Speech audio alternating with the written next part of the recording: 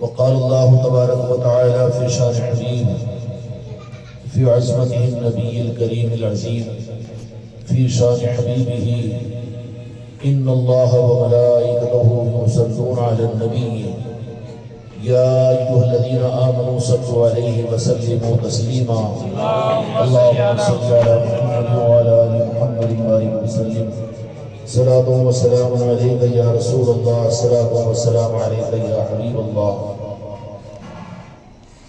محترم قابل احترام حضرات کرام، اس محفل میں اللہ تبارک و تعالیٰ نے زندگی میں یہ موقع عطا فرمایا ہے کہ ہم اور آپ آسمان کے نیچے لبے سڑک یہاں پر بیٹھے ہوتے ہیں. یہ محفل کا مقصد میرے دوستوں، میرے بھائیوں، ابھی آپ حضرات نے اسکول کے اندر میں اس دور سے گزرا ہوگا کہ ہر آدمی کے لیے لازمی تھا اور ضروری تھا کہ وہ اپنے آدھار کارڈ کا چیک کروا لے اور اپنے آدھار کارڈ کو تیار کر لے. دنیاوی زندگی کے اعتبار سے دنیا کی حکومتیں آدھار کارڈ کو مانگتی ہے کہ تم کن کی اولاد ہو، تمہارا تعلق کہاں سے ہے. تو ایسے ہی اللہ تبارک و تعالیٰ قیامت کے میدان میں اپنے بندوں سے یہ سوال کرے گا کہ قیامت کے میدان میں ہر انسان سے سوال یہ ہوگا کہ تم کس نبی کے ماننے والے ہو. سب سے پہلا کلیریفیکیشن وہاں پر یہ دینا پڑے گا اور ہر قوم اپنا کلیریفیکیشن دے گی. جو آدم علیہ السلام کے ماننے والے تھے وہ حضرت آدم علیہ السلام کا نام لیں گے، اور جو حضرت موسیٰ علیہ السلام کے ماننے والی یہودی قوم ہے وہ یہ کہیں گے کہ موسیٰ علیہ السلام کی امت ہے. حضرت عیسیٰ علیہ السلام کی عیسائی یہ کہیں گے کہ عیسیٰ علیہ السلام کی امت ہے. تو وہاں پر بھی تو اپنی نسبتوں کو انسانوں کو پیش کرنا پڑے گا. اور امت محمدیہ سے سوال یہ کیا جائے گا کہ دنیا کے اندر میں تم کس نبی کو ماننے والے تھے. بعض احادیث کے مطابق میں قبر کے اندر میں یہ سوال کیا جائے گا کہ تمہارا دین کیا تھا. یہ گویا کہ تمہارے اپنی زندگی کے اصل آدھار کارڈ کا تحقیق ہے کہ تم کون تھے، ثبوت پیش کرنا پڑے گا. اور ہم اور آپ جانتے ہیں کہ اگر آدھار کارڈ کا ثبوت اگر پیش نہ کیا جائے تو پھر وہ قانونی طور پر گرفت میں ہوگا تو مجرم قرار دیا جائے گا، دیش دروہی قرار دیا جائے گا، اور وہ گویا کہ موٹے الفاظ میں غنڈہ قرار دیا جائے گا. تو یہ ہوگا کہ نہیں ہوگا؟ اس لیے اپنا ثبوت دینا پڑے گا، ثبوت مانگا جائے گا. اگر آپ یہ کہو کہ میں انسان تم کو نظر نہیں آ رہا ہوں، کیا 2 آنکھ اور 2 کان اور میرے 2 ہاتھ اور 2 پیر، مجھے کیا تم جانور سمجھ رہے ہو؟ مجھے سور کتا سمجھ رہے ہو کہ مجھے میرا آدھار کارڈ تم مانگ رہے ہو؟ تو یہ کہا جائے گا کہ انسان تم ہوں گے لیکن تمہارا آدھار کارڈ اس بنیاد پر کہ تم شریف ہے اور تم اس ملک کے واسی ہے اور واقعیت تم کسی بات کی اولاد ہو اور تم خاندانی ہو اور ہندوستان کو تم پر ناز ہو. اس کے لیے تمہارا آدھار کارڈ ضروری ہے. کوئی اگر یہ مقدمہ دائر کرے کہ میں انسان ہی مجھے گدھا سمجھ رہے ہو، آدھار کارڈ مجھ سے کیوں مانگ رہے ہو؟ کیا میرا وجود تم کو یہ نہیں سمجھا رہا کہ میں انسان ہوں؟ تو کیا یہ مقدمہ صحیح ہے؟ انسان ہے لیکن آدھار کارڈ مانگا جائے گا. اس لیے کہ تم کو ثابت کرنا پڑے گا کہ کس قوم سے تعلق ہے، تمہارے ماں باپ کون ہیں، تم کس علاقے کے رہنے والے ہو اور کس اسٹیٹ کے رہنے والے ہو. جو میں موٹی باتیں سمجھ میں آنے کی نہیں آئی. بالمقابل اسے کہہ دیں کہ انسان نہیں دکھ رہے، کہ ہم جانور ہیں، تم ہم کو انسان ہونے کا سرٹیفکیٹ مانگ رہے ہو، آدھار کارڈ مانگ رہے ہو. لیکن مانگا اس لیے جا رہا ہے کہ اگر کوئی آدھار کارڈ اپنا پیش کر دے تو پھر حکومت کی ذمہ داری ہوتی ہے کہ اس کے جان کی حفاظت کرے. کیوں کہ وہ ملک کا واسی اور شریف شہری ہے. جو چور ہوگا، جو چکا ہوگا، جو گنڈا ہوگا، وہ اس کے پاس آدھار کارڈ ان کا نہیں ہوگا. تو پتہ یہ چلا کہ شرافت کے لیے ضروری صرف انسان ہونا کافی نہیں ہے، بلکہ آدھار کارڈ کا ہونا بھی ضروری ہے۔ اتنی تو بات سمجھ میں آ گئی۔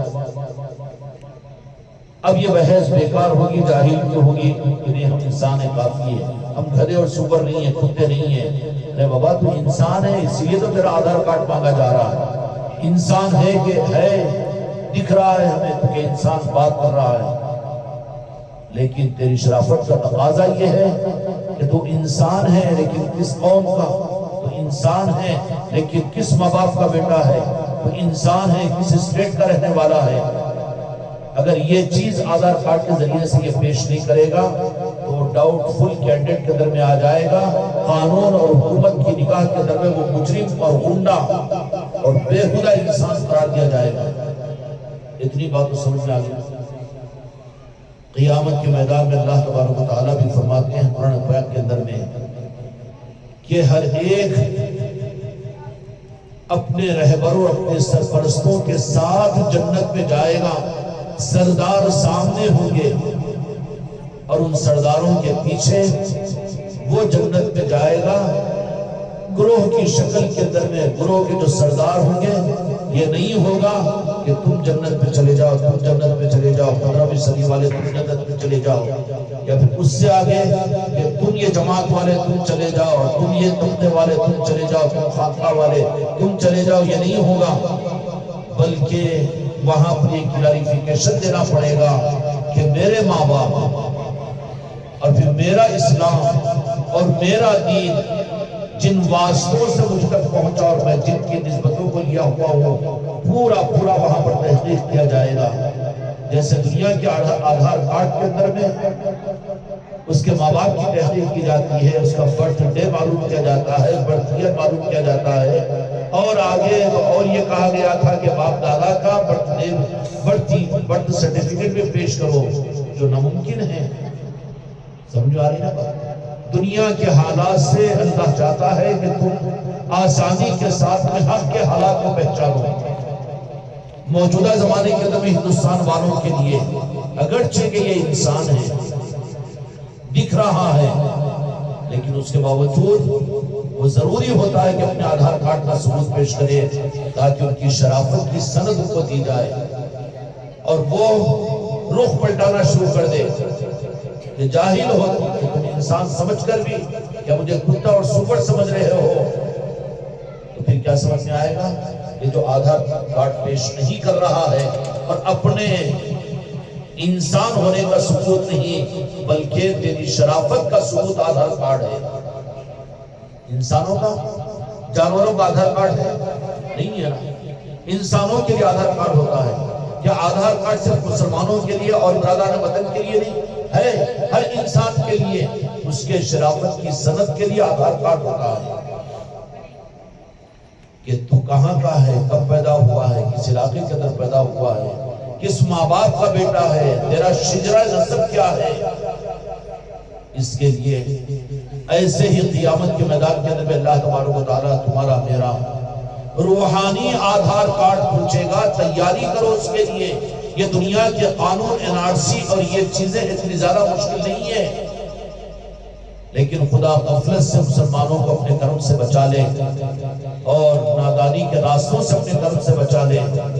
ان قانونوں سے ڈر رہے ہو تو مسجدوں کے اندر میں اعلانات ہو رہے ہیں اور دنیا کے آدھار کارڈ کے لیے اہمیتوں کے لیے سارے لوگ پریشان ہیں، تو راستوں پر کھڑے ہو کر آدھار کارڈ کو نکال رہے ہو۔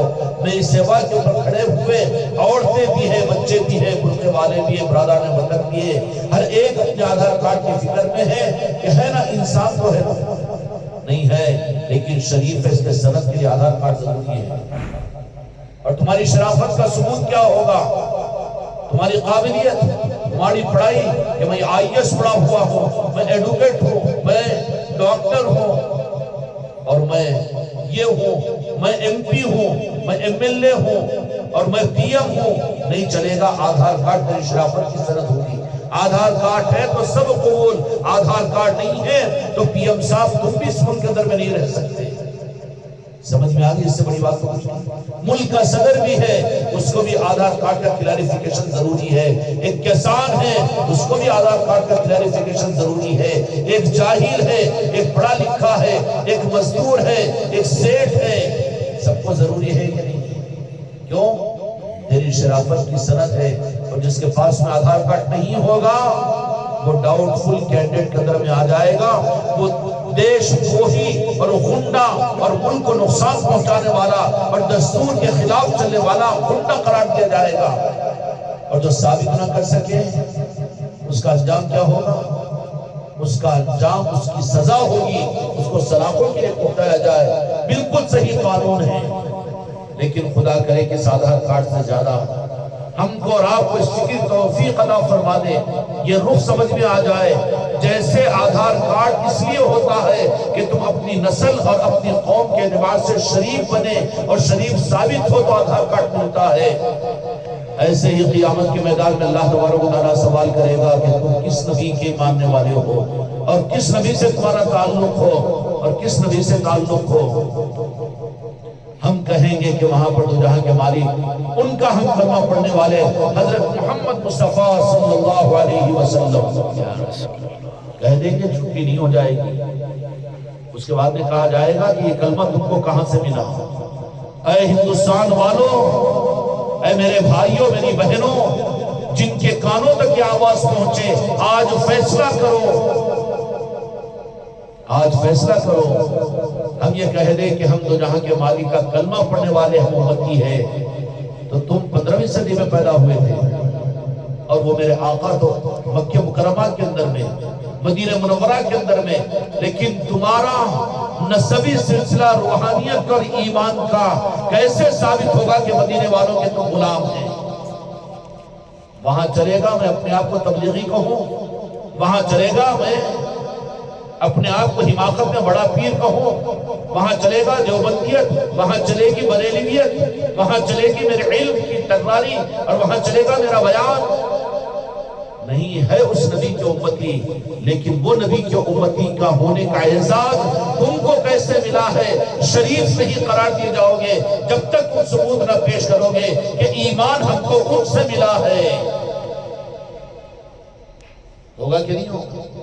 اب قسم کھا کر بتاؤ، میری بہنیں بھی قسم کھا لے اور تم بھی قسم کھا کر بتاؤ کہ ملک ہندوستان کے رہنے والوں، یہاں کی اکثریت کو تمہاری ٹوپی تمہیں مبارک، تمہاری نمازیں تم کو مبارک، تمہاری داڑھی تم کو مبارک، اور تمہارا علم تم کو مبارک، تمہارے مدرسے تم کو مبارک، تمہارے دینی خدمات تم کو مبارک، لیکن پہلے اپنے آدھار کارڈ کو پیش کرو۔ وہاں پر کیا کہنا پڑے گا کہ بے شک ہم نے تو مکے جا کر اسلام کو قبول نہیں کیا، ہم نے تو مدینے جا کر اسلام کو قبول نہیں کیا، بلکہ ہمارا روحانی نسب نامہ جن کے ذریعے سے ایمان ملا، قسم کھا کر کہو قیامت کے اندر میں کیا کہنا پڑے گا؟ اب تم کہو دنیا میں بات اللہ کے سامنے کہنا، تم کو ایمان کس نے دیا؟ کس کو دیا؟ ہندوستان کے اندر میں مدینے والوں نے ایمان دینے کے لیے کس ذات کو بھیجا؟ کیا تم کہہ سکتے ہو گستاخی نہیں ہے کہ صحابہ نے آ کر کو ایمان دیا؟ نہیں کہہ سکتے نا، نہیں کہہ سکتے نا، یا یہ بھی نہیں کہہ سکتے، گستاخی اور بے ادبی نہیں ہے اس طرف لے جاؤ کہ غوث العظم نے آ کر ہم کو کلمہ پڑھایا۔ وہ تو ایک میمن قوم ہے کہ جو جا کر غوث العظم کے دست مبارک پر ایمان قبول کیا، میمن برادری۔ لیکن تم ہم کیا کہیں گے؟ حق اگر کہنے کے اوپر آؤ، ایمان کی بات اگر کھلے آسمان کے نیچے بیٹھ کر فیصلہ کرو تو کیا کہیں گے؟ اگر حق ہماری زندگی کے اندر میں ہوگا تو ہم کو یہ کہنا پڑے گا کہ مدینے کا ایمان اور مدینے کا قرآن اور مدینے کا دین جن کے ذریعے سے مدینے والوں نے ہم تک بھیجا ہے، ہمارے نسب نامے کے اعتبار سے ہم تو خواجہ قادیان خواجہ معین الدین چشتی اجمیری رحمت اللہ علیہ کہ ان کے ہاتھ مبارک پر ہمارے آبا و اجداد نے ایمان کو قبول کیا، ہمارا روحانیت کا نسب نامہ خواجہ خواجگان کے اجمیر والوں کی ذات ہے۔ کہا جائے گا کہ شریف انسان ہے، کہا جائے گا کہ اپنے نسب کو اس نے ثابت کیا، اور یہ غنڈہ نہیں ہے، یہ ملک دشمن نہیں ہے، یہ پاکٹ پلے نہیں ہے، اور یہ قاتل نہیں ہے، یہ غدار نہیں ہے، ملک کا شریف آدمی ہے، اس لیے کہ اپنے نسب کے اندر میں جن سے ملا ہے اس کا ثبوت اس نے پیش کر دیا۔ ہوگا کہ نہیں ہوگا؟ تھوڑا سا قیامت کے میدان میں جا کر تصور کرو کہ وہاں پر رب العالمین پوچھ لے کہ تمہاری سرٹیفکیٹ کے لیے، جنت کے لیے، امن کے مقام جنت میں پہنچنے کے لیے، راحت کے مقام جنت میں پہنچنے کے لیے اس ہمارے مہمان خانے میں تم داخل نہیں ہو سکتے، اس لیے کہ غنڈوں کو وہاں نہیں بھیجا جائے گا، نمک حراموں کو وہاں بھیجا نہیں جائے گا، اور نسب کٹوں کو بھیجا نہیں جائے گا، اور دشمنوں کو بھیجا نہیں جائے گا۔ اب تم اپنے ساتھ میں آدھار کارڈ لائے ہو کہ نہیں لائے ہو؟ ارے بابا آدھار کارڈ کتنا ہے؟ حکومت کی سند ہو جاتی ہے، تم اپنا صحیح اگر ثابت کر دو، پھر حکومت کی تائید اس کے ساتھ میں۔ اب تو یہ عورتیں اگر بسز کے اندر میں سفر کرے تو ARTC والوں نے تو یہ بھی کہہ دیا کہ TS والے ہونے کہ عورتوں کو بھوگڑ سفر انہی کو کرنے دیا جائے گا جن کے پاس اوریجنل آدھار کارڈ ہو، ہے کہ نہیں؟ اس پر سوچو کہ قیامت کے میدان میں قیامت میں کھڑے ہوئے ہیں، اللہ تبارک و تعالیٰ کہے گا کہ جنت تیار ہے، نعمتیں تیار ہے، جہنم سے تم کو میں بچاؤں گا، لیکن آدھار کارڈ بتاؤ۔ چلے گا کہ ہم انسان تھے، انسان تو جہنم میں بھی ہے۔ کہا جائے گا کہ نہیں ہم کلمہ پڑھنے والے تھے، تو پھر کلمہ پڑھایا کس سے تم کو؟ ایمان ملا کس سے تم کو؟ دین ملا کس سے تم کو؟ جنت سمجھائی کس نے؟ تمہارے اسلام کا لنک ڈاکومنٹ اور تمہاری روحانیت کا آدھار کارڈ بننے کے لیے یہ فارم فلپ کرنا ضروری ہے کہ تم کو اور مجھ کو 15ویں صدی میں رہنے والے وہ عادل آباد کے ہو کہ کسی دیہات کا کوئی کلمہ کو مسلمان ہو، لیکن اس کے آدھار کارڈ کے اندر اس کا کنیکشن ڈائریکٹ نہیں دے سکتا۔ قرآن ہے ہمارے پاس میں، تو قرآن تو یہودیوں کے پاس بھی ہے، شریعت کا علم ہمارے پاس میں ہے، وہ تو عیسائی علماء کے پاس بھی ہے، اور پھر دوسری قوموں کے پاس بھی ہے کہ انہوں نے اسلام کے اوپر اتنی موٹی موٹی کتابیں لکھی ہیں۔ پھر کیا ہوگا وہاں پر؟ آدھار کارڈ تمہارا اگر پورا نہیں ہوگا تو کہا جائے گا، قرآن مجید میں کہا ایک سورت مبارکہ ہے، سورہ حشر ہے، یا کوئی ایک آیت اور ایک سورت ہے کہ جس کا نام یہ ہے کہ نہ ان کو کامیاب کیا جائے گا، نہ ان کو ناکام کیا جائے گا، نہ جہنم میں بھیجا جائے گا، نہ جنت میں بھیجا جائے گا، معلق ان کو روک دیا جائے گا۔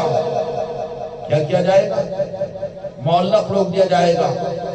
اگر کوئی اندر سے کہہ دے کہ یہاں ادھر بھیج دو تو پھر جنت میں انتظار کیا جائے گا، کوئی ان کی شفاعت کے لیے کوئی اولیاء اگر نہیں آئیں گے تو پھر جہنم میں ڈھکیل دیا جائے گا کہ ڈاکو اور غنڈہ اور نمک حرام کھائیے، کہ جن سے ایمان ملا انہی کو نہیں پہچانا، یہ خواجہ جی کو نہیں پہچانا، خواجہ جی کی محفلیں اپنے گھروں میں نہیں کروائی، اور خواجہ جی کا اس احسان ادا نہیں کیا، ان کی نسبتوں کی محفلوں سے یہ دور رہا، برخلاف اس کے اتنا بڑا غنڈہ کہ اسی کو وہ بدعت کہے، اسی کو وہ شرک کہے، اولیاء کے تذکروں کو گمراہیت کہے۔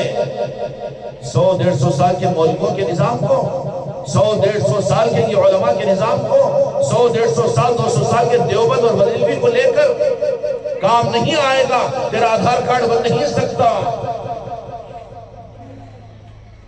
حتیٰ کہ حدیث کی روشنی کے اندر میں اپنی نسبتوں کے صحیح ثابت نہ ہونے کی بنیاد پر جہنم کی طرف بھیجا جا رہا ہوگا، اس وقت میرے آقا رب کی بارگاہ میں التجا کریں گے کہ یا اللہ گناہگار صحیح لیکن وہ کلمہ گو تھا، رحم کرنے والے خدا کی قسم میرے آقا کے علاوہ کوئی نہیں ہے انسانوں پر، تمہارے میری ماں باپ کے اوپر، تمہارے میرے اوپر اتنا رحم کا احسان نہیں ہے جتنا کہ خدا کی قسم دو جہاں کے مالک اور ان کی آل اور اولیاء کا احسان تم پر مجھ پر ہے۔ کیوں خواجہ خواجگان ایران کو اور مدینے کو چھوڑ کر ہندوستان کی سرزمین کو کیوں اختیار کیا؟ اے تمہارے باپ دادا میں کوئی دنیا کے لیے تو آئے لٹیرے حکومت کرنے کے لیے، لیکن ایمان تم کو دینے کے لیے کون آئے؟ اے عادل آباد کی سرزمین کے نمک حراموں نہ بنو، تم کو تمہارا ایمان یہ مسلک اور جماعت اور یہ مسجد اور یہ مولوی یا یہ پیر نہیں دیے، بلکہ تمہارے ایمان میں دخل ہے۔ شکر ادا کرو، راجن شاہ ولی کی چوکھٹ پر جا کر اپنے ماتھے کو ٹیکو، شکر کا سجدہ ہوگا تو تمہارا آدھار کارڈ صحیح بنے گا۔ وہاں جانے کو شرک تو غنڈہ ہو جائے گا تو خدا کی نظر میں، کیونکہ جن سے تجھے ملا ہے انہی کو نہ پہچانے۔ جو باپ کو باپ نہ بولے وہ حرام خور ہے کہ نہیں ہے، نمک حرام ہے کہ نہیں ہے؟ تو پھر کیا امید کرے کہ نہیں ہم کو سسرے کو مانتا ہے؟ ارے باپ کو باپ نہیں بولا تیرا دھوکہ ہے، سسرے کو سسرا کہاں بولے گا؟ غلط ہے، سسرا بول رہا ہے، اس کے بعد لات مارے گا تجھے۔ سمجھ میں آ رہی ہے؟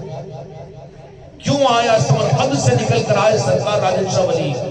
بتاؤ کہ تم جامع مسجد کو جاتے ہو اور یہ خانقاہ کو آتے ہو اور مکہ مسجد کو جاتے ہو، جماعتوں میں جاتے ہو، لیکن تمہیں توفیق نہیں ہوئی اور کسی نے تمہیں کھل کر نہیں کہا، تمہارے ماں باپ نے بھی تمہیں نہیں کہا کہ جاؤ۔ سب سے پہلے حق ہے کہ تم اگر خدا کے احسان مند اور نعمت میں شکر گزار بندے بننا چاہتے ہو تو جاؤ، جن کے ذریعے سے تمہارے باپ داداؤں کو کلمہ ملا، اس راجہ شاہ ولی کی چوکھٹ پر جا کر ماتھے کو ٹیکو اور شکرانہ پہلے ادا کرو، تب کہیں جا کر تمہارا ایمان قابل قبول ہوگا۔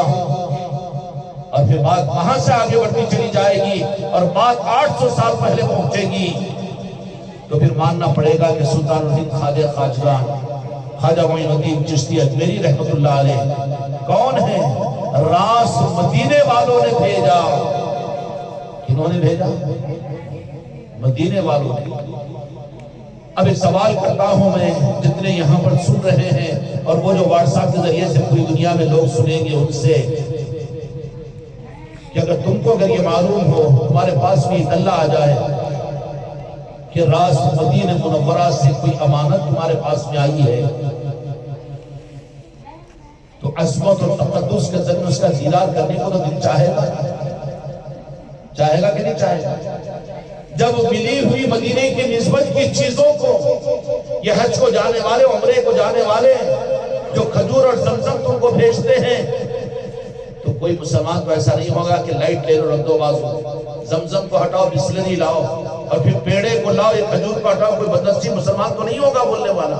اگر بولے گا تو ماں باپ کان پکڑ لیں گے، توبہ کروائیں گے۔ پھر کیا خیال ہے تمہارا کہ یہ کھجور اور زمزم کا تم احترام کرتے ہو، لیکن گنبد خضرا سے میرے مصطفیٰ نے اور جن کا کلمہ میں اور تم پڑھتے ہو اور جن کے ایمان جن پر لائے ہو وہ محمد رسول اللہ صلی اللہ علیہ وسلم کے ساتھ راس میرے غریب نواز کو ہندوستان کو اپنا قاصد بنا کر بھیجا کہ جاؤ معین الدین کہ ہندوستان سے مجھے محبت ہے، وہاں پر انسانوں کو میرا نور دو۔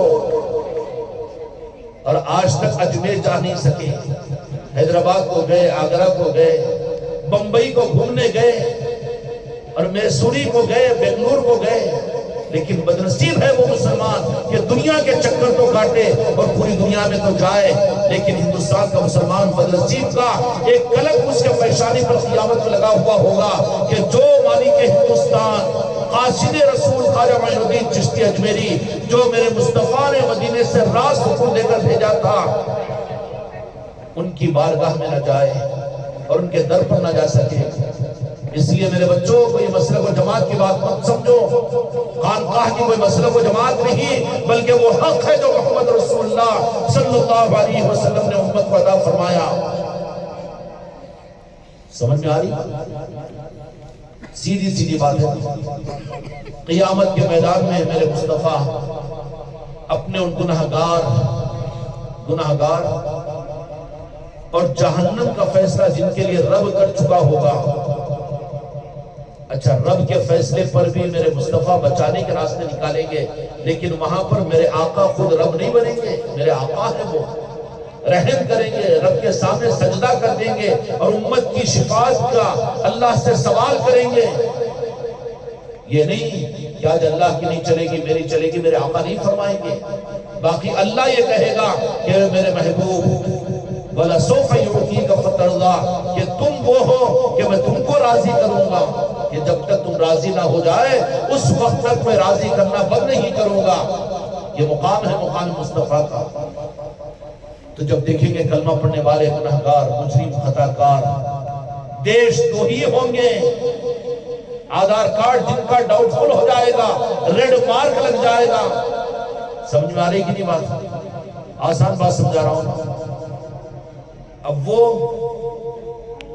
وہ ریڈ مارک لگا ہوا آدھار کارڈ ڈاؤٹ فل کا لگا ہوا، اگر تم چلے جاؤ حج کو جانے کے لیے سعودیہ کے حدود پر، تو آپ کو آنے دیں گے سعودیہ والے؟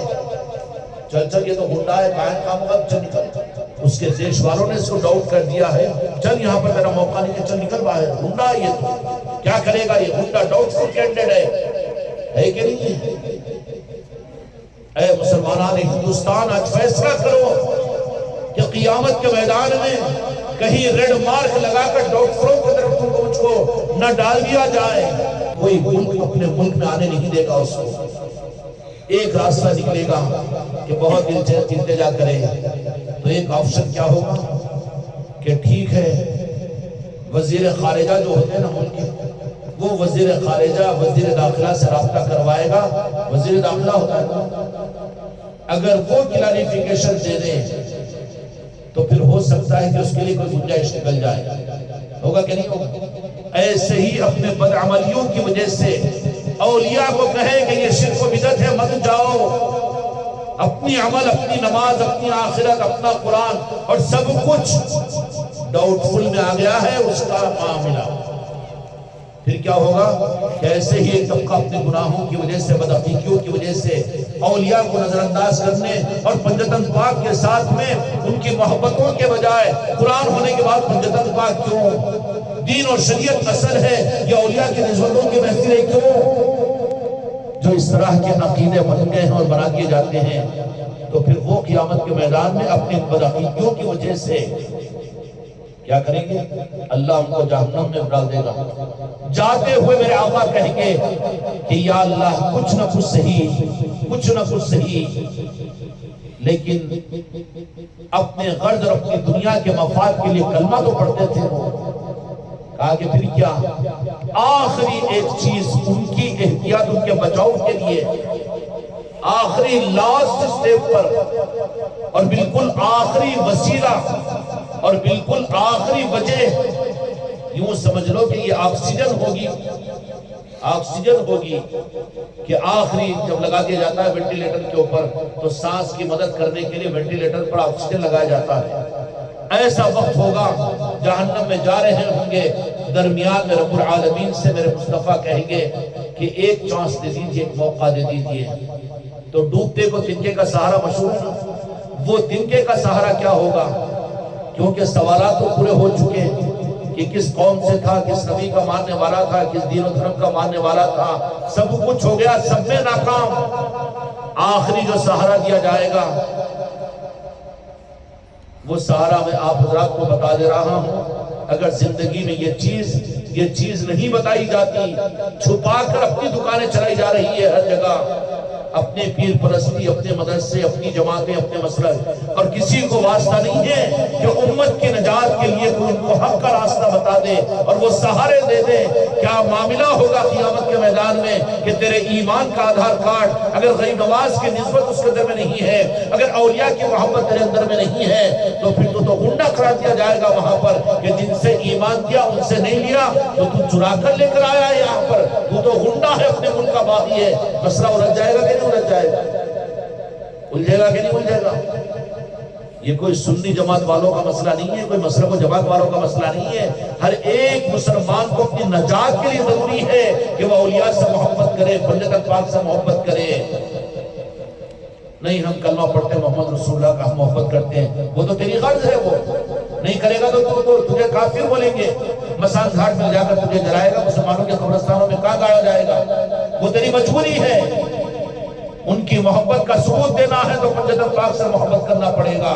ان کی محبت کے ثبوت کے لیے تجھے ان کی آل اور اولیاء سے محبت کرنی پڑے گی، تجھے غریب نواز سے محبت کرنی پڑے گی، تجھے تاج الاولیاء سے محبت کرنی پڑے گی، صابر پاک سے محبت کرنی پڑے گی، تجھے راجن شاہ ولی سے محبت کرنی پڑے گی. اور پھر اس سے آگے کہ جس سے راجن شاہ ولی نے تجھے حق عطا کرا ہے، وہ پیر حق جو تو نے جس کے ہاتھ پر بیعت کیا، اس کو بھی ثابت کرنا پڑے گا کہ میں بھی مرید تھا. یہ پیری مریدی کا ایک کیا ضروری ہے؟ قرآن ہمارے پاس میں نہیں ہے کیا؟ قرآن ہمارے پاس نہیں ہے کیا دین و شریعت پیر مریدی کیا ضروری ہے؟ پیر مریدی کیا ضروری ہے؟ اگر تم اہل تلپلی کے در میں خانقاہ نگر میں رہتا ہے تو تیرے آدھار کارڈ کے لیے ضروری ہے کہ یہاں کے کونسلر کی تصدیق ہو، ضروری ہے کہ نہیں ہے؟ نہیں میں چوراستے کے اوپر رہتا ہوں تو کون سے چوراستے پر؟ وہ چوراستے میں جاننے والوں کی تصدیق ضروری ہے۔ ایسے ہی ہر ایک کو پیر ضروری ہے۔ اس 15ویں صدی کے اندر میں پیر کی بغیر نسبت کے قیامت میں نجات مشکل ہو جائے گی۔ یہ کوئی پیر مرید دکانداری کا نظام نہیں ہے۔ اللہ تعالیٰ سے مانگو کہ اللہ سچا پیر عطا فرما، اور پھر ہر مرد کے لیے ہر عورت کے لیے کسی نہ کسی پیر سے جو اللہ اس کو القاء کرے اس کی طلب کے ساتھ میں رب سے مانگو، میرے مصطفیٰ سے مانگو، تو ضرور بھی ضرور تمہاری بیوی کے لیے، تمہاری ماں کے لیے، تمہاری بیٹی کے لیے، تمہاری بہن کے لیے، ہر کلمہ پڑھنے والی مسلمان عورت اور تمہارے بیٹے کے لیے، ہر مرد کے لیے، ہر مسلمان کے لیے کوئی نہ کوئی پیر کی نسبت ضروری ہے، ورنہ 15ویں صدی کے ہمارے رات کے لیے تو قیامت کے میدان میں نجات مشکل ہو جائے گی۔ ڈاؤٹ فل کیٹر میں آ جائے گا۔ تیری تصدیق کرنے والا کون ہے؟ تصدیق کون؟ میرا باپ کروڑ پتی اور تصدیق چرہٹا بازو، اس کی تصدیق نہیں چلے گی، بلکہ کس کی تصدیق چلے گی؟ ہماری حکومت کے نظام کے ساتھ میں جو تیرا کونسلر ہے، جو تیرا ایم ایل اے ہے، یا جو تیرا کلکٹر ہے، کیوں میں سمجھ میں آ رہی کہ نہیں بات؟ اس کی تصدیق ہے چلتی نہیں۔ میرا باپ کلکٹر تھا، میرا باپ کروڑ پتی تھا، اور میرا باپ ارب پتی تھا، اور بہت بڑا تاجر تھا، ریئل اسٹیٹ کرنے والا تھا، چرہٹا بازو نہیں چلتا یہاں پر۔ یہاں پر تصدیق کے لیے تو ضروری ہے کہ وہ کونسلر جو فقیر کیوں نہ ہو لیکن وہ ہمارا ہے، ہمارا ہے۔ سمجھ میں آ رہی پیری مریدی؟ آج امت کو حق سے ہٹانے کے لیے پیری مریدی کی نفرت امت میں ڈال دی گئی ہے۔ یہ محسن نہیں ہے، یہ ظالم ہے۔ قیامت میں پتہ چلے گا، خون کے آنسو ہوئیں گے، لیکن کوئی سہارا وہاں پر نہیں ملے گا۔ تمہاری ہماری نمازیں، تمہاری ہماری دینداری جو ہم کر رہے ہیں، قسم کھا کر کوئی یہ بات بتا دے کہ واقعتاً ہماری نمازیں، ہمارا دین اس قابل ہے کہ رب کی بارگاہ میں پیش کرنے کے بعد رب سے یوں کہہ سکے کہ میں جنت کا حقدار ہوں، ان عملوں کو قابل قبول بناؤ، اور قبولیت کے قابل میں نے عمل کیا۔ کوئی دعویٰ کر سکتا ہے؟ نہیں کر سکتا۔ اس حماقت میں مت جاؤ، وہاں تو روح کانپے گی، وہاں پر تو نبیوں کی زبانوں سے نفسی نفسی نکل رہا ہوگا۔ موسیٰ علیہ السلام کے جسم کے روپوں سے خون کے فوارے نکلیں گے۔ کھیلو تماشا نہیں ہے قیامت کا میدان۔ یہ نانی ماں اور خالہ ماں کی کہانیاں نہیں بول رہا ہوں، بلکہ مرنے سے پہلے تم کو یہ سننے مل رہا ہے۔ اس کے اوپر اپنی زندگی کا کوئی فیصلہ کرو۔ آپ کہیں کہ میرا باپ کروڑ پتی ریئل اسٹیٹ کرنے والا، اور پھر 10-15 شو روم چلانے والا، اور مرسڈیز کاروں میں گھومنے والا، تو آدھار کارڈ میں میرے باپ کا اسٹامپ لگاتا ہوں اور اس کی دستخط نہیں چلتا۔ کونسلر، ارے وہ کونسلر، وہ ہم اس کو 100-200 روپے دے دیتے ہیں، ہمارے گھر پر چکر مارتا ہے، اس کی کیا ضرورت؟ اس کے بجائے ہمارے باپ کی لے لو کہ ارب پتی ہے۔ حکومت مانے گی؟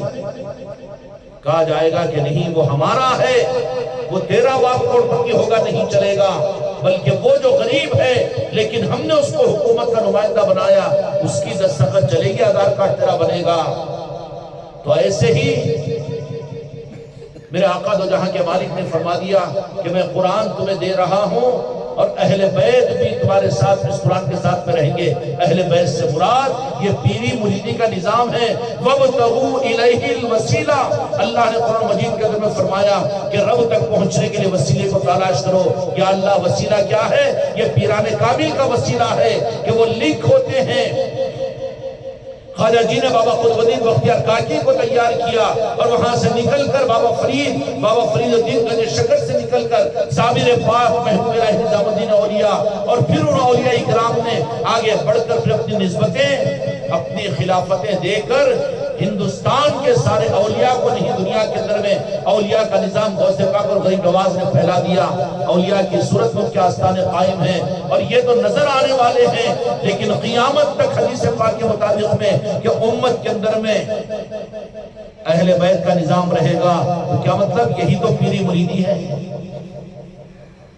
کوئی بھی اگر پیر ہونے کا دعویٰ کرے تو پوچھا جائے گا کہ پھر اس کا نسب نامہ بھی شجرا رہے گا، اس کی نسبت رہے گی۔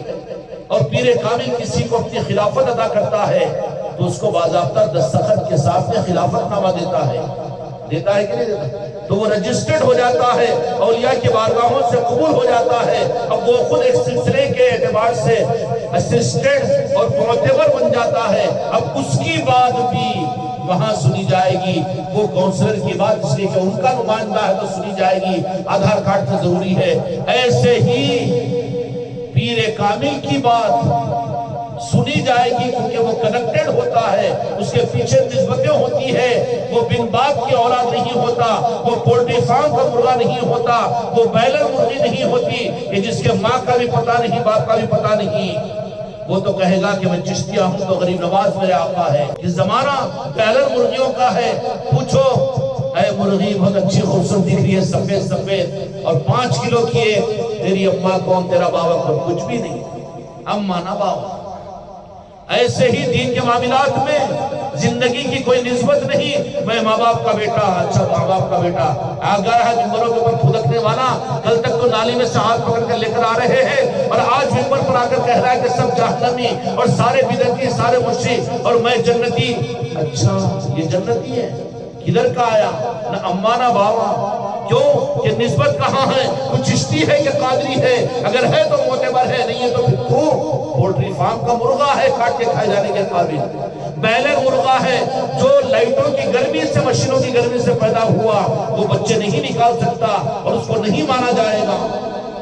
سمجھ میں آ رہی بات؟ ہاں وقتی طور پہ دعوتیں ہو رہی ہے اور بیلر مرغیاں کھائے جا رہے ہیں، لیکن کہنے والے کہہ رہے کہ کھانا پائزن ہے نا، نہیں مانا جائے گا۔ اور وہی دیسی مرغی چاہے چوزا کیوں نہ ہو، نہیں اصلی مرغی ہے یہ، بولے گا کہ نہیں بولے گا؟ اصلی مرغی کیوں؟ اصلی مرغی دکھتی ہے تو یقینی طور پر وہ انڈے میں سے پیدا ہوئی اور اس کو سیکھنے والی کوئی ماں بھی تھی اور وہ انڈے کے لیے کوئی مرغا بھی تھا، ماں بھی ثابت اور پھر باپ بھی ثابت ہوگا کہ نہیں ہوگا؟ اصلی مرغی۔ تو پھر اصلی میں اور بیلر میں فرق نہیں ہوتا؟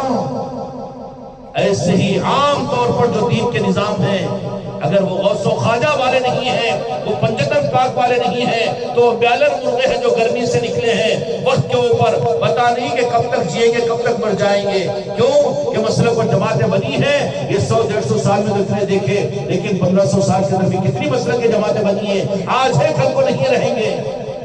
لیکن جو رہیں گے، جن کی نسبتیں ہیں، جو چشتی کہے جو قادری کہے، ان کو پروں کی گرمی بھی ملتی ہے، ان کو ماں اپنے چونچ میں چارہ لے کر بچوں کو کھلاتی بھی ہے، دشمنوں سے بچاتی بھی ہے، اور کوئی دشمن کا بھی ان بچوں کو حملہ کرنے میں وہ دوبار سوچتا ہے۔ چیل بھی سوچتی ہے، بلی بھی سوچتی کہ نہیں سوچتی؟ کیوں کہ ماں کا وہ بچہ ہے، ماں اپنی جان دے گی لیکن اپنے بچے کو بچائے گی۔ ایسے ہی میرے دوستو، تو جہاں کے مالک مجھ کو اور آپ کو میرے آقا نے ایسے ہی بغیر ماں باپ کے نہیں چھوڑ دیا، بلکہ نسبتیں ہیں، اولیاء تمہاری دستگیری کریں گے، غوث و خواجہ تمہیں سنبھالیں گے۔ یہ امت بے سہارا یتیم و یسیر نہیں ہے۔ آج امت کو ان غوث و خواجہ سے کاٹ کر یہ اس امت کے اوپر ظلم کر رہے ہیں کہ جو غوث و خواجہ سے پنجتن پاک سے امت کو کاٹے، چاہے وہ پیر کاٹے کہ عالم اور مفتی اور محدث کاٹے، لیکن وہ امت کو یتیم و یسیر بنا رہا ہے کہ کوئی ہاتھ رکھنے والا نہیں ہوگا، کوئی سہارا دینے والا نہیں ہوگا۔ سمجھ میں آ رہی بات؟ اس لیے سہارا دینے والا اور پھر ہاتھ رکھنے والا ہونا ہے تو ان کے لیے ضروری ہے۔ نہیں یہ کیا ہے پیری مریدی؟ اچھا پھر پیرا مریدہ بھی تو ویسی چھینا جی، تو بابا وہ تیری نظر ہے، کیا پیری مریدی کے اوپر نظر ڈالے گا تو تجھے غوث پاک نظر نہیں آئیں گے، غریب نواز نظر نہیں آئیں گے؟ تیری نظر ہی اگر خراب ہو گئی ہے، تیری غذا اگر فضلہ بن گیا ہے، بو بن گیا ہے، تو وہ سور آ کر تو باغ میں بھی اگر جائے تو فضلے کو ڈھونڈے گا، وہ اچھے پھلوں کو اور اچھے پھولوں کو نہیں دیکھے گا، اس لیے کہ اس کی غذا، اس لیے جن کی نظر خراب ہو جاتی ہے، پیروں مریدوں کے پاس میں شرک ہوتا جی، بدعت ہوتا جی، تیری نظر خراب ہے، اس کے لیے تجھے خرابی نظر آ رہی ہے، ورنہ اپنی آنکھوں کو کھول کر دیکھ تو پیری مریدی کو نام رکھنے سے پہلے توبہ کر، اولیاء پر انگلی اٹھانے سے پہلے توبہ کر، تجھے پھر اس اولیاء کے نظام میں اور راہ پیری مریدی کے اندر میں تجھے تو ایک سے ایک چاند و سورج نظر آئیں گے کہ نہیں آئیں گے؟ کوئی اٹھا سکتا ہے راجن شملی کے اوپر ہاتھ؟ کوئی اٹھا سکتا ہے تاج الاولیاء پر ہاتھ؟ کوئی اٹھا سکتا ہے میرے آقاؤں کے اوپر انگلی؟ خدا کی قسم نہیں اٹھا سکتا. اپنے کیا غیر نہیں. اگر کوئی غیر مسلم کے سامنے بھی اگر کہہ دو راجن شاہ ولی کے بارے میں کہ نہیں جانا وہاں پر وہ ہوتا تو عقیدت مند ہے. بکواس نہ کرو جی، تم مسلمان ہو کر ایسے باتیں کر رہے ہیں کیا؟ مولانا صاحب، شیخ صاحب اور خان صاحب کیسے مسلمان ہیں تم؟ ہم جاتے ہیں تو ہم کو من کو شانتی ملتی ہے. غیر مسلم بھی کہے گا کہ نہیں کہے گا؟ اس کو تو شانتی مل رہی ہے اس لیے کہ وہ اچھی آنکھ سے دیکھ رہا ہے اور اس کو شرک نظر آ رہا ہے. تو تیرے آنکھوں کی خرابی ہے. اچھا ہے کہ تیری آنکھیں پھوٹ جائے. جو اولیاء کے نظاموں کے در میں جن کو شرک و نظر آتا ہے ان کی آنکھیں بجھ گئی ہے، وہ اندھے ہو چکے ہیں. اگر آنکھیں کھلی ہوئی ہوگی تو یہ پیروں مریدوں کو وہ نہیں دیکھیں گے بلکہ کہیں گے کہ پیری مریدی کے نظام کے اندر میں تو بابا قطب الدین بختیار کاکی بھی ہے، بابا فرید الدین گنج شکر بھی تو ہے، ایسے اولیاء بھی تو ہے، ایسے کامل اولیاء بھی تو ہے. ان سب کو چھوڑ دے کر اب وہ ویڈیو کے اوپر ڈال دیتے مسکروں کو، بھکاریوں کو کہ جو پیر مریدوں کا مرید بنا ہوا ہے، دنیا کمانے کے لیے پیری مریدی کی دکانیں لگایا ہوا ہے یہاں پر بھی یہ چیزیں. لیکن ان کو نہ دیکھو بلکہ اصل سلسلے کو دیکھو. اگر کوئی کہہ دے کہ نہیں اسلام بہت نعوذ باللہ رائز برا مذہب ہے، بہت نہیں ہم قبول نہیں کرتے، کہے کہ کیوں؟ کہ دیکھو ابھی شام ہو رہی نہ بولے ہمارے گھر کے بازو ایک مسلمان ہے پی کے فل گالیاں دیتا بولے اسلام خراب مذہب ہے. کیا بولیں گے آپ؟ صحیح ہے بول رہا تو صحیح، پر کہیں گے کہ اسلام نہیں وہ مسلمان برا ہے. سچ بولنے والا تو یہی بولے گا نا، کیونکہ اسلام کی تعلیمات میں اسلام تو پاک ہے، تو اسلام کو برا مت کہے. وہ لوگ جو پیری مریدی کو برا کہتے ہیں وہ توبہ کر لیں، اور جو اولیاء کے آثاروں پر جانے کو شرک کہتے ہیں وہ توبہ کر لے، اور سب سے پہلے جا کر اپنی معافی کے لیے راجن شاہ ولی کی چوکھٹ پر اپنے ماتھے کو ٹیک کر معافی مانگ ان کے پاس میں کہ یا سرکار راجن شاہ ولی میں تو گمراہ تھا کہ میں نے تمہارے پاس میں آنے کو شرک سمجھا، تمہارے پاس میں آنے کو مجھے دنیا کے ان غنڈوں نے مجھے گمراہ کہنا شروع کر دیا تھا اور اس کو گمراہیت قرار دیا تھا. ان کی چکروں ان کی باتوں میں آ گیا ہوں، میں آپ کا مجرم ہوں، آپ مجھے معاف کر دیجئے. جن کو یہ احساس ہو جائے جہاں راجن شاہ ولی کی چوکھٹ پر جا کر وہاں پر اپنے ماتھے کو ٹیک کر کہنا کہ راجن شاہ ولی بھیجا ہے نصرت خانقاہ والا، آپ اس کو معاف کیجئے. اس کے بعد دیکھو کہ تم کو پھر ایمان نظر آئے گا اس نظام کے اندر میں. یہاں شرک نظر نہیں آئے گا، یہاں توحید نظر آئے گی، یہاں گمراہیت نظر نہیں آئے گی. جو کہتے ہیں دور کھڑے ہو کر پیری مرید اور خانقاہوں کے نظام غلط ہے، تو وہ اصل میں کہنے والے اس بات کا اعلان کرتے ہیں کہ ان کی آنکھیں اندھی ہیں. آنکھیں اندھی ہیں ان کی. کیوں؟ اندھے کو سورج نظر نہیں آتا، چاند نظر نہیں آتا، تارے نظر نہیں آتے. اب آپ اس اندھے کے سامنے کہو کہ تارے کتنے اچھے، دیکھو تارا چمک رہا ہے جی آپ کے سروں کے اوپر. اب اندھا دیکھا سورج نظر نہیں آتا تو تارے نظر کہاں آئیں گے؟ انہیں تو اپنے آپ کو خود متکبر کہ میرے کو پہچانو میں ہی سب کچھ ہوں، میں ٹھیکیدار ہوں، وہ تو اپنی جگہ سمجھ رہا ہے. متکبر فرعون بنا ہوا ہے تو اس کو سورج نظر نہیں آتا تو تارے کہاں سمجھا رہے ہیں اس کو. جہاں پر میرے آقا کی غلامی، نارن پاک مصطفیٰ، میرے آقا سے ٹوٹ کر اپنی جان سے زیادہ محبت کرنا یہ سمجھ میں نہیں آتا تو اولیاء کی عظمتیں کہاں سمجھ میں آئے گی اس کو؟ اس میں شرک نہیں سمجھ میں آئے گا اس کو. اس لیے کہ وہ آنکھوں کا فرق ہے. آنکھوں کا فرق نکال دے تو تجھے ایمان اور روحانیت نظر آئے گی اور پھر عقیدہ صحیح معلوم ہوگا. اس لیے کسی پیر کے ساتھ ان فتنوں کے زمانے کے اندر میں ضروری ہے کہ اللہ تبارک و تعالیٰ سے مانگ کر، کسی کی اچھی تقریر سن کر، کسی کی آنکھوں کا سرما دیکھ کر، پگڑی دیکھ کر متاثر ہو کر مرید نہیں بننا، کیونکہ ایمان اور بے ایمانی کا مسئلہ ہے. اللہ اگر کہے کہ نہیں یہ حق ہے، یہاں پر ایمان کو قبول کرنا چاہیے اور ان کے دستے بیعت کے لیے اپنے ہاتھ کو بڑھا کر تصدیق ان سے اپنے ایمان کے لینی چاہیے، تو ہر مسلمان کو، ہر مرد و عورت کو قیامت میں نجات کے لیے کسی نہ کسی پیر کے ساتھ وابستگی ضروری ہے. سوچو تمہارے گھروں کے اندر میں بغیر پیر جتنے ہیں اور جتنے خاندان کے اندر میں بغیر پیر کے مردیں عورتیں ہیں، ان کے لیے تو تم تو خطرے میں ڈالے ہوئے ہیں ان کو. اس لیے دعاؤں پر لگاؤ ان کو کہ وہ دعا کرے کہ یا اللہ ہم کو بھی کوئی کامل پیر عطا فرما دے. تو اللہ تو تم کو دھوکہ نہیں دے گا نا جی. نہیں، پیروں کی ساز باز گیملنگ اللہ کے ساتھ تو نہیں ہو سکتی. کہیں بھی ہوگی تمہاری قسمت کی آگے کی راہیں ہدایت کی ہوگی، اللہ تبارک و تعالیٰ تمہارے سامنے اس پیر کو بتائے گا، یا تم تک ان کو پہنچائے گا یا تم ان کے پاس سے پہنچو گے۔ اور دوسرا راستہ یہ ہے کہ اولیاء اکرام کے پاس میں جا کر کہیں کہ سرکار آپ کی بھی تو کوئی پیر و مرشد تھے نا، پیر و مرشد۔ اچھا اولیاء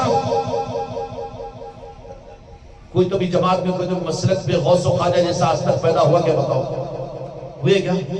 چلو وہ تو جان دو میرے آقا ہے، معاف کیجیے یا غریب نواز، لیکن کوئی پوری مسلک اور جماعت والے مل کر ایک راجن شاہ ولی جیسے ولی کامی کو پیدا کر سکے؟ نہیں کر سکے، نہیں کر سکے۔ کیوں؟ پولٹری فارم کے مرغے ہیں بابا، بیلر ہے وہاں پر، تو انڈے کے اوریجنل نہیں ہے وہاں پر، ان سے سوال کرنا ہی تو بیکار ہے۔ لیکن اپنی حفاظت کے لیے ضروری ہے کہ دوسرا راستہ یہ ہے کہ ان کے در پر جاؤ راجن شاہ ولی کے، اور جا کر مانگو کہ راجن شاہ ولی آپ کے بھی پیر تھے، آپ جب ولی کامل تھے تو آپ کو بھی پیر کی ضرورت ہے، تو پھر کتنا حرامی ہوگا وہ جو اس 15ویں صدی کے فتنے والے زمانوں کو مسلمانوں کو یہ کہے کہ پیر کی ضرورت نہیں ہے، کتنا بڑا گیملر ہوگا وہ۔ اور مرے گا تو پتہ چلے گا قیامت کے میدان میں مغفرت اور ان کی نجات مشکل ہو جائے گی۔ اس خطرے سے خود کو بھی نکالو، خود کے خاندان والوں کو بھی نکالو، اور ہر مسلمان کو اس کے سامنے یہی بات کہو، یہ مت کہو کہ تم ہمارے پیر کے ہاتھ میں بیٹھو، بالکل نہیں، بھوتا نہیں لیے ہے پوروں کا، لیکن ان کے دل میں اللہ کی بارگاہ میں عرض کرنا، اور تمہارے دلوں کے اندر میں تمنا پیدا کرو، اور خاموشی کے ساتھ میں رب سے یہ دعا کرو کہ یا اللہ کہ اس قیامت کے میدان میں کہیں میرے لیے بھی مسئلہ نہ بن جائے، اس لیے مجھے بھی کوئی دست ید اللہ، کوئی حق والا ہاتھ پیر کامل کا عطا فرما دے، تاکہ میں بھی بیلر مرغی کا بچہ نہ رہوں، بلکہ میرا شمار بھی دیسی مرغی کے اندر میں ہو جائے۔ سمجھ میں آئی بات؟ اور تاکہ نور پیدا ہو جائے اور حق سمجھ میں آ جائے۔ میرے دوستوں، بات دوسری طرف میں چلے گئی لیکن سمجھنے سے تعلق رکھتی ہے۔ اب یہ بتاؤ کہ قیامت کے میدان کے اندر میں ہم مسلمان ہیں 15ویں صدی کے، کیا میرے محبوب کے دست مبارک پر تم نے ایمان قبول کیا؟ کیا میرے محبوب کے صحبت یافتہ صحابہ نے تم کو کلمہ پڑھایا؟ نہیں۔ پھر کس نے کلمہ دیا تم کو؟ کس نے اسلام دیا؟ اب دیکھ رہا ہے ادھر ادھر، بولیں گے کہ نہیں میرے مولانا صاحب، میرے جماعت کے امیر صاحب، یا وہ علامہ صاحب، یا وہ مسلک والے، یا پھر وہ جماعت والے، تو یہ تو 100-150 سال کے تھے تو پاگل۔ تم کو جو ایمان ملا، مدینے والوں نے تم کو ایمان دینے کے لیے کس کو بھیجا تھا؟ جو رجسٹرڈ تھے، اسیڈڈ تھے، کون تھے جی؟ عبدالقادر صاحب کون تھے؟ مدینے والوں نے راز اس ملک کے لیے جن کو اپنا نمائندہ بنا کر اور اپنا قاصد بنا کر کس کو بھیجا؟ غریب نواز کو بھیجا کہ نہیں بھیجا؟ ایک مرتبہ تمہیں زندگی میں اے حج کو جانے والوں تمہیں مبارک ہو، حج کا سفر، عمرے کو جانے والوں مبارک ہو، اور جماعتوں میں 4-4 5-5 مہینے لگانے والوں کو مبارک ہو۔ ہم کسی کی مخالفت میں انکار نہیں کرتے، لیکن ایک مرتبہ اپنے دل کی محبت کے ساتھ غریب نواز کی چوکھٹ پر گئے بغیر قیامت کے میدان میں تمہارے نجات مشکل ہو جائے گی۔ اللہ کے سامنے بولیں گے کہ نہیں ہم تو ان کی مانے تھے، ان کی مانے تھے، اچھا سب کی مانے تھے، مگر ہم نے تو نہیں بھیجا تھا، وہ ہمارے تو نہیں تھے۔ ارے انہیں بولے گا کہ ہاں، مگر انہوں تو یہ بولتے تھے کہ اولیاء کے پاس میں جانا شرک ہو جاتا، اولیاء کے پاس میں نہیں جانا، پیری مریدی غلط ہے، تو انہیں تو ادھر ادھر دیکھے گا۔ اب اس کے پیچھے 1000 آدمی، 1 لاکھ آدمی، 1 کروڑ آدمی، اب انہوں بولے ارے جن کو ہم جنت میں لے جانے والا سردار سمجھے تھے، آج جنید پریشان، اس کے پسینے نکل رہے، کیا حال ہوگا ان کا؟ اس لیے میرے بچوں، حق کو رب سے مانگو، رب کا حق ہے۔ حق کسی جماعت اور مسلک کا، کسی خانقاہ کا، کسی مولانا کا، کسی پیر کا نہیں ہے، خدا کی قسم حق رب کا ہے اور میرے مصطفیٰ کا ہے۔ اب ادھر ادھر دیکھ رہا ہے، وہ تو زندگی بھر تو وہ تو سمجھے ہی نہیں، ہم تو مخالفت کیے تھے غریب نواز کے پاس جانے کو۔ وہ مجلس سے ہمارے محلوں میں روڈوں میں ہوتی تھی تو اس کو ہم نے اس کی مخالفت کی، اور یہ مسجدوں کے اندر ہم تذکرے نہیں کیے، بند کرائے، اور پھر سے خانقاہ سے ہو رہا ہے، بڑی مخالفتیں ہم نے کی۔ اب وہاں پر تو ادھر ادھر دیکھ رہا ہے، تو کہا دیکھ کیا رہے ہو ادھر؟ بتاؤ کہ تم کو ایمان کون دیا، تم تک اسلام کیسے پہنچا؟ نہیں انہوں پہنچا ہے تو انہوں 100 سال ہو، 150 سال ہو، 200 سال، اصل سند دو یہاں پر۔ پھر سند کیا ہوگی ہندوستان والوں کے لیے؟ خواجہ غریب نواز کی ذات ہوگی کہ نہیں ہوگی؟ اگر ان کو ہی نہ پہچانے، ان کے نسبتوں کی محفلوں میں نہ آئے اور ان کی محفلوں کو بدعت اور شرک کہے، ان کے نظاموں کو اگر گمراہیت اگر کہے، کتنی ذلت اٹھانی پڑے گی، اس ذلت سے بچانے والا کوئی نہیں ہوگا۔ اوندے منہ گھسیٹ کر پتہ نہیں کہاں سے کہاں پہنچا دیے جائیں گے۔ اس لیے معمولی کوئی جذباتی عنوان نہیں ہے میرے بچوں، بلکہ یہ فیصلہ کرنے کی چیز ہے، اللہ سے مانگنے کی چیز ہے۔ اہدنا الصراط المستقیم، اے اللہ چلا سیدھے راستے پر۔ اللہ چلانے والا نہ، لیکن کیا کہہ رہا ہے سورہ فاتحہ میں؟ صراط الذین انعمت علیہم، کہہ رہا ہے کہ میرا سیدھا راستہ تم مجھ سے مانگتے ہو تو میں نے جن پر انعام کیا ان بندوں کے پیچھے ان کے راستے پر چلو۔ قرآن کہہ رہا ہے، اور یہ مولانا کہہ رہا ہے کہ ان کے راستے پر مت چلو، شیطانوں کے راستے پر چلو، ہمارے پیچھے چلو۔ یہ پیر کہہ رہا ہے کہ ہمارے پیچھے چلو۔ اگر پیر بھی کنیکٹڈ نہیں ہے، دنیا غرض والا ہے، تو یہ بھی جہنم میں پہنچائے گا، خود بھی جہنم میں جائے گا۔ اللہ کہہ رہا ہے کہ اللہ سیدھے راستے پر چلا، اتنا تو سمجھتا نا، اہدنا الصراط المستقیم۔ تو پھر اللہ چلانے کا قرآن ہمارے پاس میں ہے، تو پھر اللہ کیوں کہہ رہا ہے قرآن پاک میں صراط الذین انعمت علیہم، ان کے پیچھے چلو جن کے اوپر ہم نے انعام کیا۔ بتاؤ ہندوستان میں اللہ نے قیامت تک کے لیے کس ذات پر اپنے انعام کا لیبل اور سند عطا کی؟ تمہارے میرے ماں باپ؟ خدا کی قسم نہیں، بلکہ وہ خواجہ خواجگان کی ذات ہے، اجمیر والوں کی ذات ہے، کہ جن کو اللہ نے کہہ دیا کہ یہ انعام یافتہ بندے ہیں، جن کے اس دنیا سے جانے کا وقت آیا، تو پھر آج سینوں پر انگلی سے کلمہ لکھتے تو بدعت بدعت بدعت۔ ارے تو بدعت کے زمانے پیدا ہوا، تو اس زمانے میں پیدا ہوا نا، نئی چیز یہ کیسی ہے؟ یہ تو ثابت شدہ چیز ہے، یہ تو طریقہ تھا بزرگوں کا، مت رکا اس کو، تو نہیں جانتا تو تیری غلط فہمی ہے، یا تو اور پہاڑ پڑھ لیا اس کی وجہ سے وجہ سمجھ رہا ہے۔ خواجہ خواجگاہ جب اس دنیا سے آپ پردہ ہوئے تو آپ کی پیشانی مبارک پر نور کی سطروں سے یہ لکھا ہوا تھا، ھذا حبیب اللہ، یہ اللہ کا حبیب ہے۔ کون لکھا تھا؟ اللہ نے لکھا تھا۔ انعام یافتہ بندے ہونے کی دلیل اور سند دیا تھا کہ نہیں دیا تھا؟ انعمت علیہم، تم اپنی نفل و فرض کے در میں عید کی نماز میں پڑھتے ہو، لیکن رخ کو موڑ دیتے ہو ان جاہلوں کی وجہ سے، کچھ سمجھانے والوں کی وجہ سے، غلط سمجھا کر۔ اللہ نے کہا تھا اہدنا الصراط المستقیم، چلا سیدھے راستے پر۔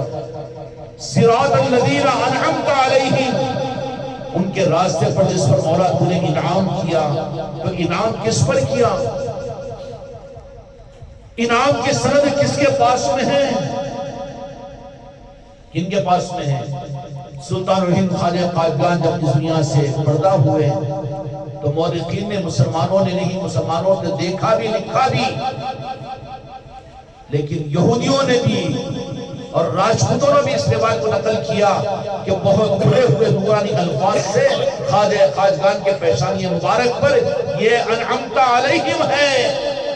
اس سے آگے سند مت پوچھو مجھ سے، جواب دے لو قیامت میں، تم ذمہ دار ہو۔ آج تو حق کو کھول کر بول رہا ہوں، رب نے سند دے دی خواجہ خواجگان کو، جاؤ اجمیر کی سرزمین پر، ماتھے کو ٹیکو خواجہ جی کی چوکٹ پر، ہو سکتا ہے کہ نجات کا راستہ نکل جائے اور تم کو دنیا میں حق کا اسلام مل جائے، ورنہ بھٹک کر گمراہ رہو گے، مسلک اور جماعتوں کی طرح بھٹکتے رہو گے۔ انعمت علیہم، یا اللہ رحم کا الہی انعام یافتہ بندے وہ کیسے ہیں؟ تو تم فکر مت کرو 15ویں صدی والوں، میں اپنے محبوب کے محبوب کو اپنا حبیب بنا لیا ہوں۔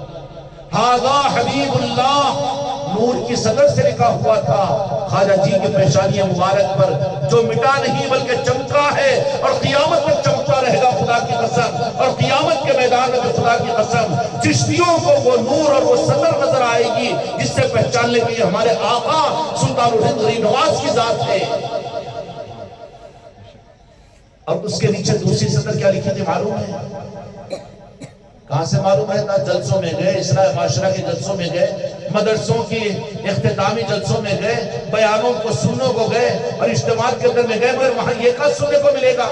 ہلکی چیز دو، امت کو نجات کا راستہ بتاؤ، پیچیدگیوں میں کیوں ڈال رہے ہو؟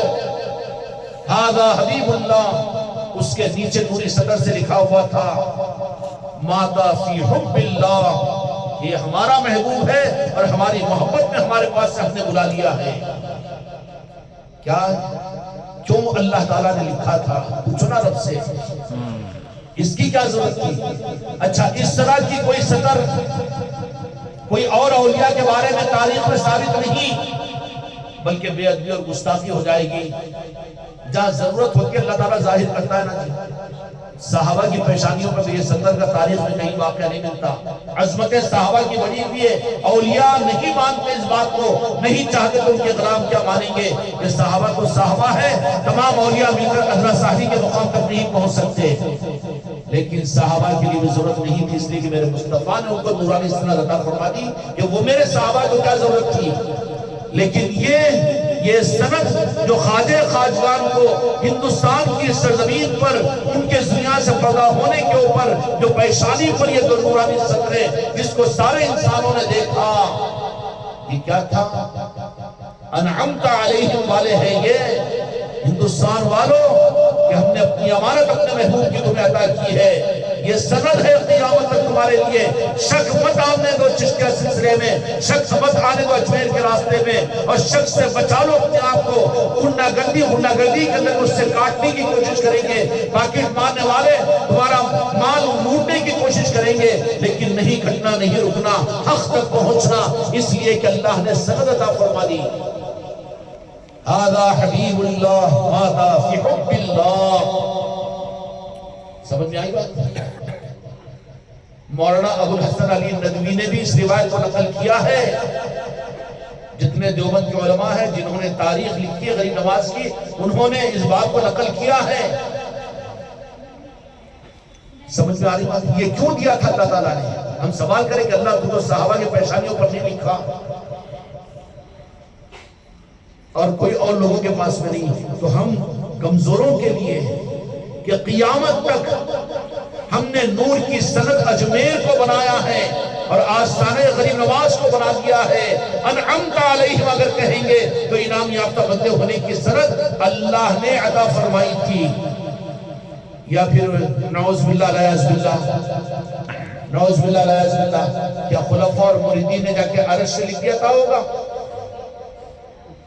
سلطان الہند غریب نواز خواجہ خواجگان عادل آباد کے لوگ خوش نصیب ہے کہ اس خانقاہ کی رونقوں کی وجہ سے تمہیں وہ سعادتیں اور نسبتیں، محروم مت ہو، قریب رہ کر دور مت ہو جاؤ، کہیں ایسا نہ ہو کہ قریب رہنے والے دور ہو جائے اور پوری دنیا تو فائدہ اٹھائے اس خانقاہ سے۔ اب کی چھٹی شریف میں بھی عید چشتیہ کے منانے کے لیے 500 کلومیٹر سے دور سے بچے اور بوڑھے عورتیں آئے، لیکن اللہ کا فضل ہے کہ اس محلے کے اندر بھی خوش نصیب جن کو غریب نواز نے چاہا بلایا، چھٹی شریف کی محفل سما ہوا اور عید چشتیہ یہاں پر منائی گئی۔